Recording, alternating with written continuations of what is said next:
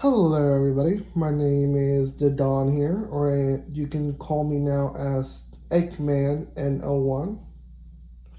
I just recently changed my name to Eggman N01 because I just joined a team called Team TKS. TKS is a Puerto Rican team consisted by Puerto Rican players that play Pokemon, One Piece, Vanguard, and multiple card games. Our captain, Juan Aquino, is a Pokemon professor. As a friend of mine, he invited me to join his team, and I am very grateful because the team is consisted by very good friends that I know for years, and I feel like I made them proud as I joined this event that is the KingSlayerCards 1K tournament. It was last Saturday. I played in Pilot a bracket deck. It's called Heroes. Now, Heroes is not a very popular deck, but it's a deck that I like. I do adore this deck so much. I had the choice to play Varga, but I decided not to play Varga because the format is too fast. And I felt like if I play a deck that I know that I consistently know how to play, and I have no problems piloting in this deck, I know I can do great. So I decided to play Heroes as a way to play Brandgate because when I first started playing the game, I used to play Brandgate with Orphis and then Gravidia. It was thanks to my friend Jesse who sold me the deck, and I started playing the deck. I upgraded it as soon as possible, and I started to play tests, and I felt that this deck is a very, very good deck in this format. Now, I still feel that we need support.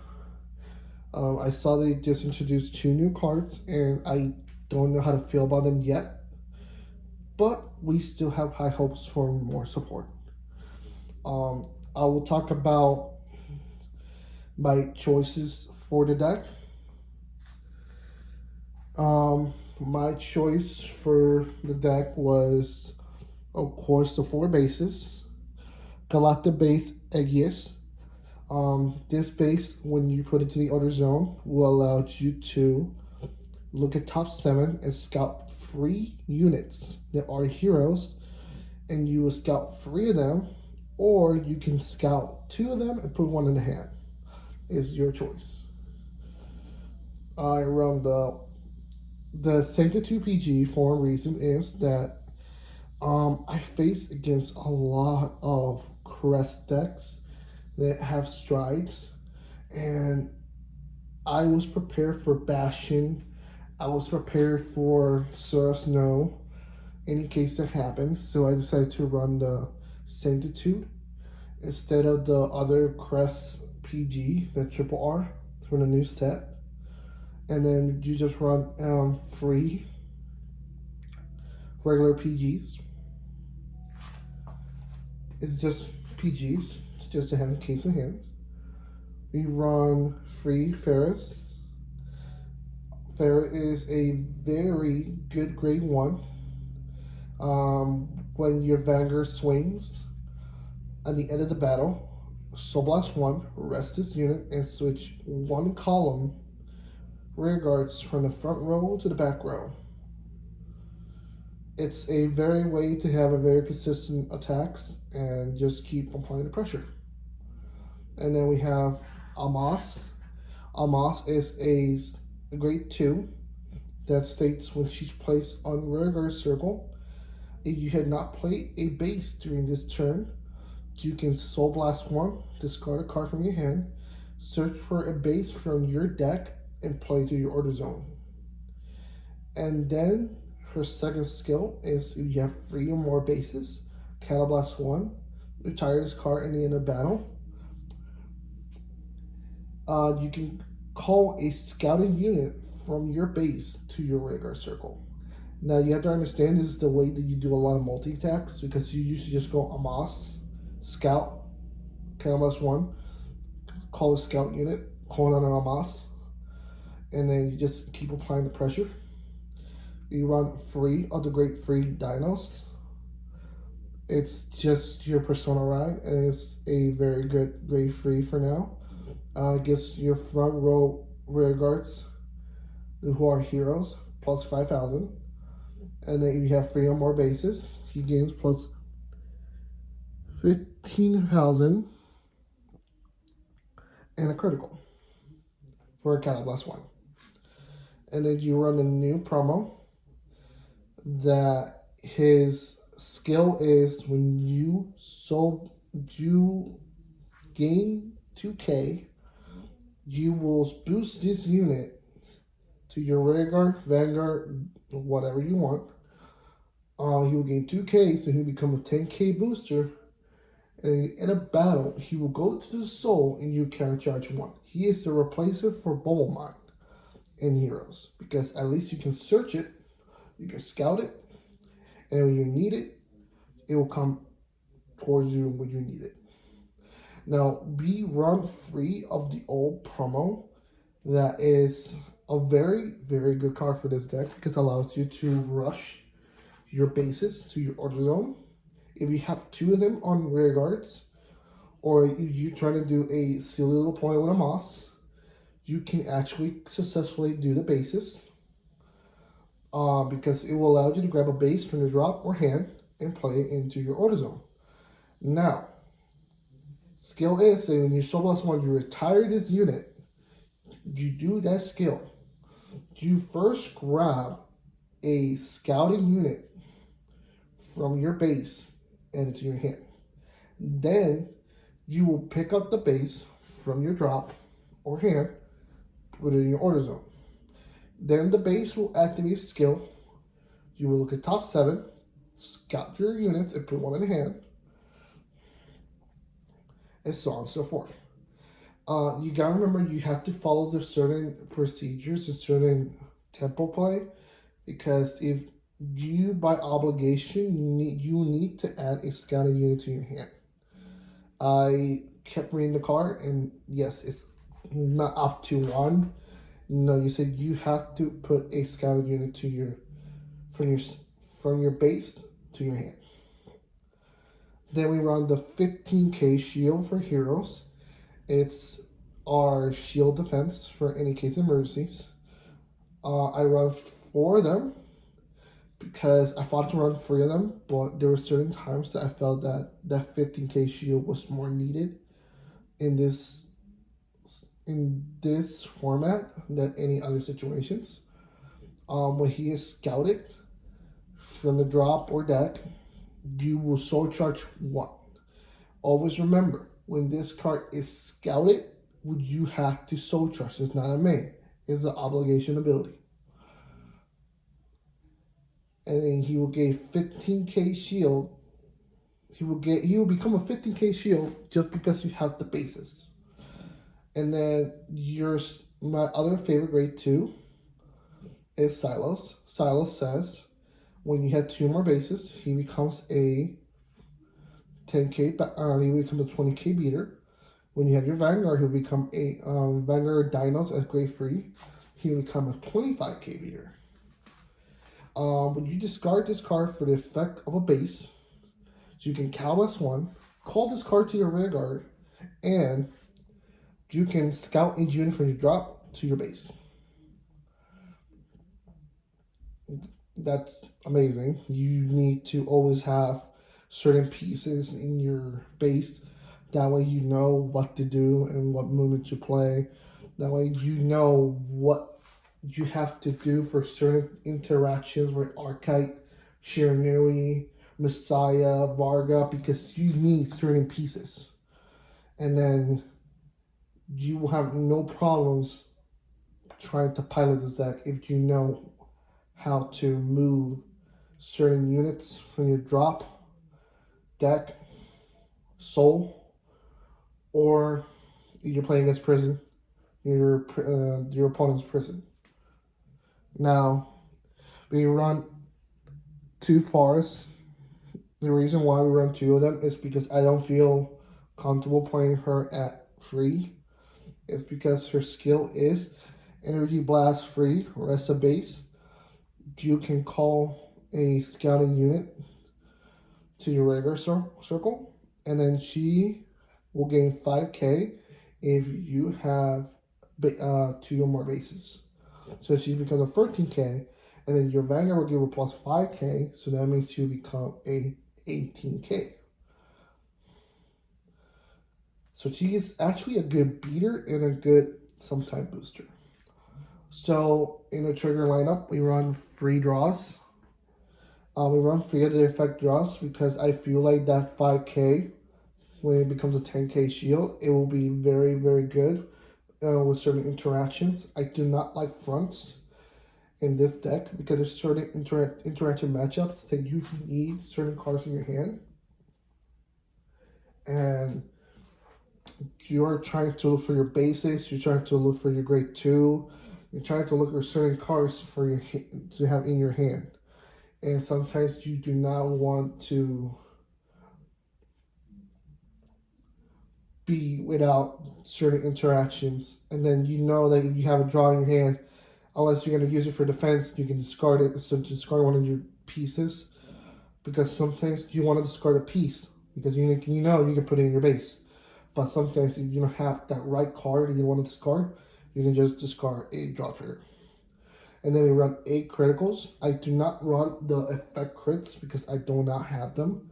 But if I would have the effect crits, I would run 2. Because there's situationals that my soul has been nearly depleted. And I feel like if I had at least 2, I would run 2. Because sometimes running at 4,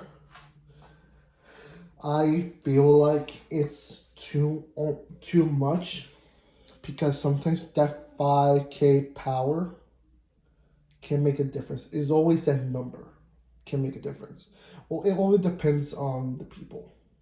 I can run 4, I can run 2. It depends on your playstyle. It depends on you.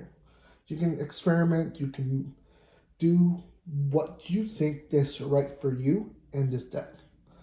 I run 4 of the heal trigger, who is the best boy, the little squirrel. And then 1 of the heal trigger, the double R, that says if your opponent swings twice with a unit, she'll become a 25k shield. And then we run 1 of the over trigger Elder Breath. Why? Of course, it's Elder Breath. Elder Breath is literally the one thing that allows you to win games sometimes and overpower your opponent. Matchups in the tournament. My first round was against Varga. Varga in round 1, I don't know the name of my opponent, but he was playing Varga, and he was surprised I was playing heroes. Everybody was surprised I was playing heroes. Nobody thought about it. Only my friends knew that I was going to play heroes. The first round was me versus Varga. He tried to do certain interactions, certain things. I think I won first. I had to correct him multiple times with his energy because he was not paying attention to his energy, but I was. He tried to sometimes be a little bit cheeky about it, because he was saying I had certain energy counts. I told him, no, you did this skill, this and that.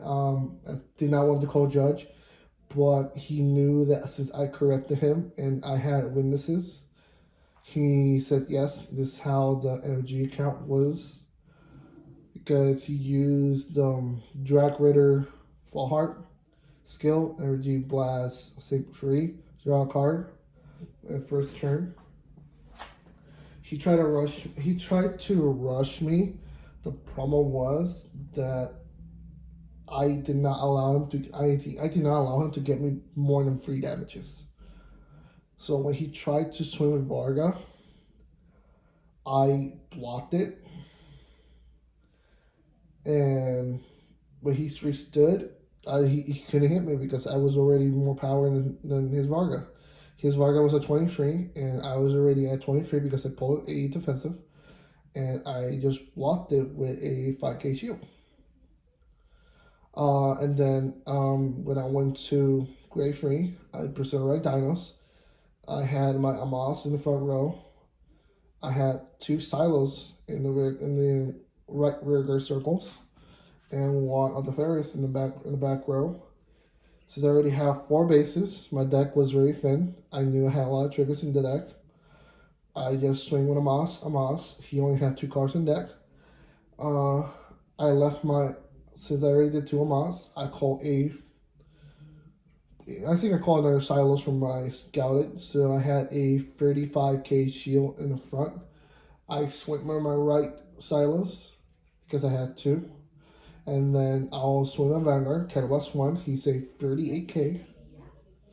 When the 38k swing, he said no guard. He was at 4 damage. I pull a overtrigger. And I said I will give the million to the silos in the back. And I draw a card. So he took 4 damages to the face. And he couldn't survive that. So second round was against Blandenmeyer. Blandenmeyer was the same situation. I PG'd his rear guard, and I was at free. He did Blandenmeyer's skill. I counted his drop. I said no guard because he could not have enough triggers in deck because he only had 7. He had 7 crits in the drop because he kept drawing it. Well, no, he had like a couple crits. He had like 4 to 5 crits in drop. He had 2 in the damage, so that's 7. And he probably had like a small hand, so I guess he has to either the crit in the hand or there's just 1 crit in the deck. So when I took the 2 damages, I was at free. I pull a draw, I get to the power of the Vanguard, and then I pull a heal. I did not heal because he was at. I did heal because I was at 4. He was at 4, so I went to 5. So we went back down to 4. He swung with his rear guard, and I used the soul base skill, Soul Blast 1, and I intercepted with a 15k shield because his rigger was big, and I was at 33. And that situation happened. I went to my grade 3 turn at Persona Ride. He had like 4 cards in hand. He was around like 4 damages. I kept swinging with my Amos. I call a Silos. And then my other Silos swings. And then I pushed the promo. The promo was behind the Silos. I swing Vanguard. And I activate this crit ability. He said no guard because he couldn't guard it. Because I have 2 rear guards still in play that I can attack with later. I pull a crit. I get the crit to Vanguard, power to the rear, and then I pull another trigger. That it was a draw trigger. So I gave the draw to the other Silos, and he pulled blank. He couldn't guard it. So the next matchup was Messiah. Messiah was having a rough start. I won the dice roll. I made him go first, and then I went second. I did my basic abilities. I called grade 2 Amos, so I can get the base. I did the promos. I already had like 3 bases already played. I was lucky enough that I drew for my Vanguard grade 2 ability. I dropped the base, and when I laid down the base, my third base, I laid it down.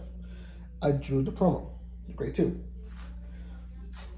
So I swing with the two grade twos. So I had a hand for that moment, and I I had all the four bases in grade two. And then when he went to grade three, he swung with Vanguard. I was already only on one damage, so I said no guard. He pulled a crit, so I went to free. And then since I counted his hand was a six. Six is like, yeah, he was a six. He did not target my Amos. My Amos was still in front. When my Amos was still in the what I did was I put these two grade twos here. So I have my Amos right here. My Amos, I switched it forward because the grade twos wanted to drop. So forward.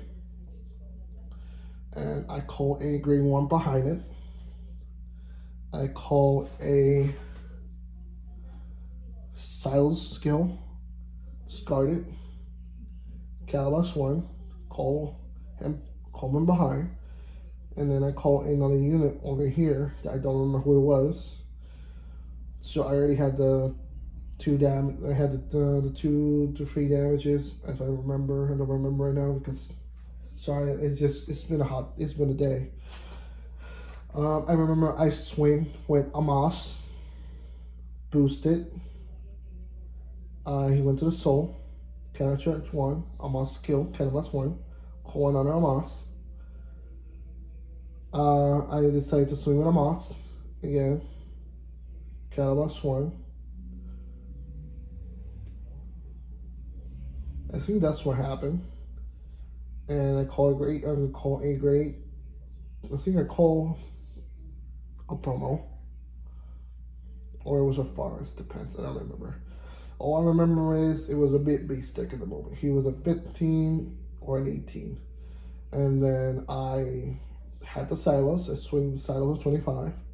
When I swing with Vanguard, I swing with Vanguard for 28 with crit. Now that's what happened. That he caught him off guard. He couldn't block all these attacks, so he literally went to 4 damage, and I pulled the over trigger. And since I think he did 2 to pass, so since my thing was 28, and I pulled the over trigger, I thought about it and I said, I'll give the million to the Silos. And he asked, why are you giving the million to the rear guard? It says, well, my Vanguard's a 28. So it's already doubled. Because he didn't pull any defenses, that will be a 43. So it will be already at 56. So he took the 4 damages and he couldn't block it. Now, the next round was against Archite. Archite was almost the same situation. I kept pressuring him. When first grade free, I pressured him enough to literally go to 4 damage. I kept him in that. I kept myself at low damage. I was already at either 2 damage. He swing with his ray guards, yada yada, and he minus my powers. I still, when I pulled the first damage, I pulled a trigger, so it went back up to a decent amount. And then when certain swings, I did base skill, called the 50k shield, and when it was my turn, Persona Road, I only had one Amos in my rear guard, one Amos in the order. I had 2 Silos and 1 grade 2, and I had this in the rear guard.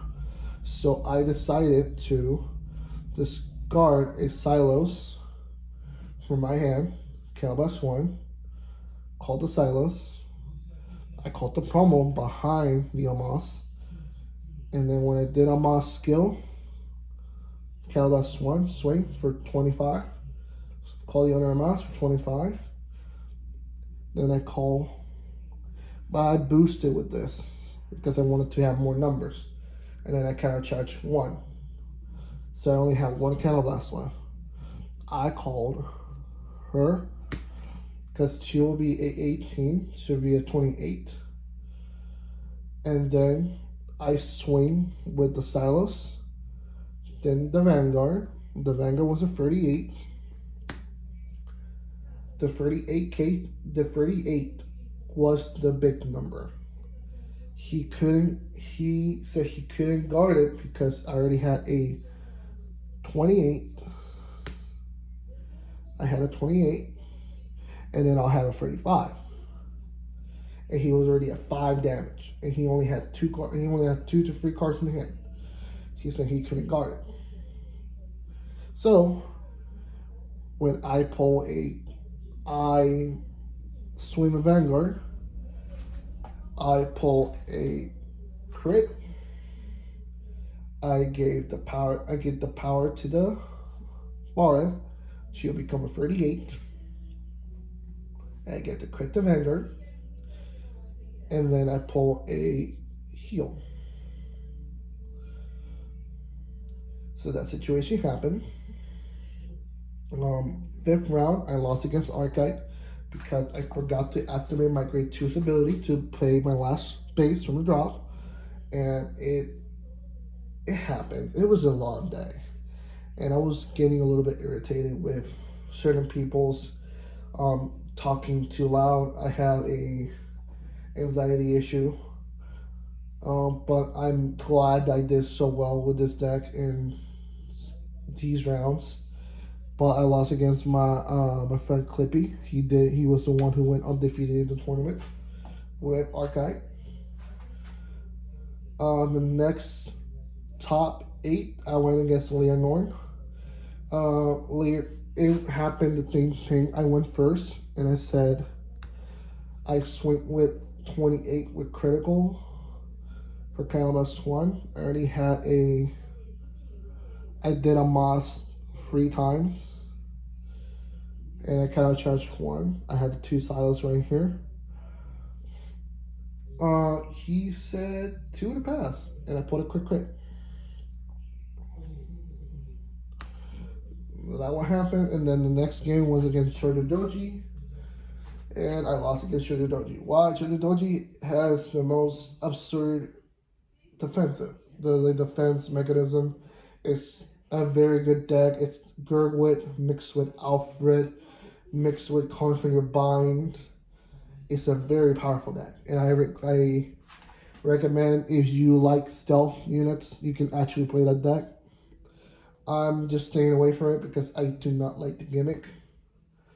I prefer to play certain decks that I can test my theories and how I can perform certain actions. And I enjoy Heroes a lot. Heroes was such an amazing performance and amazing way to say, hey, this deck is not a top tier deck, but it can still pack a punch. Anyways, this was the deck profile for Heroes.